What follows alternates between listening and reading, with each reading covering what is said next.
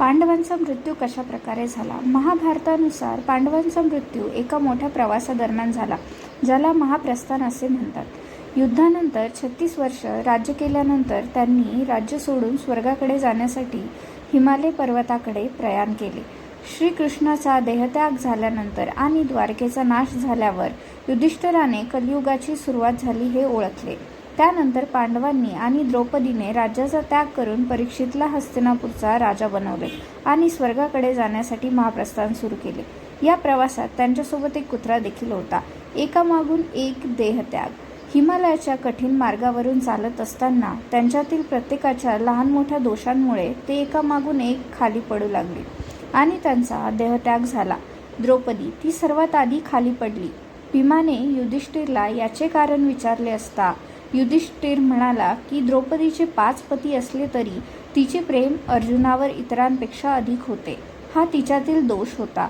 सहदेव तो दुसऱ्यांदा खाली पडला कारण तो स्वतःला सर्वात मोठा ज्ञानी समजत होता आणि त्याला या ज्ञानाचा अहंकार होता.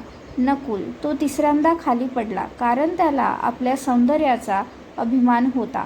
अर्जुन तो चौथ्यांदा खाली पडला कारण त्याला आपल्या धनुर्विद्येचा आणि शौर्याचा खूप गर्व होता. त्याने एकदा प्रतिज्ञा केली होती की तो एका दिवसात शत्रूंना नष्ट करेल, जी तो पूर्ण करू शकला नाही. भीम तो 5व्यांदा खाली पडला कारण त्याला अति खाण्याची सवय होती आणि तो आपल्या शक्तीबद्दल गर्विष्ठ होता. युधिष्ठिर केवळ युधिष्ठिर आणि त्याच्यासोबतचा कुत्रा हेच पुढे चालत राहिले. युधिष्ठिराला त्याच्या धर्मचरणाबद्दल कोणताही दोष लागला नाही. युधिष्ठिराची स्वर्गात प्रवेशाची अट.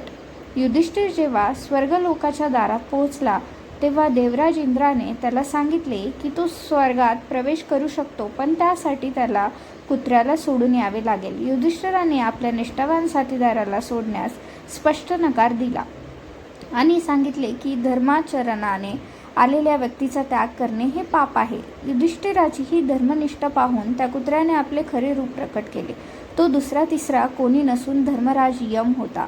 यम युधिष्ठिराच्या धर्माचरणाची परीक्षा घेण्यासाठी आला होता.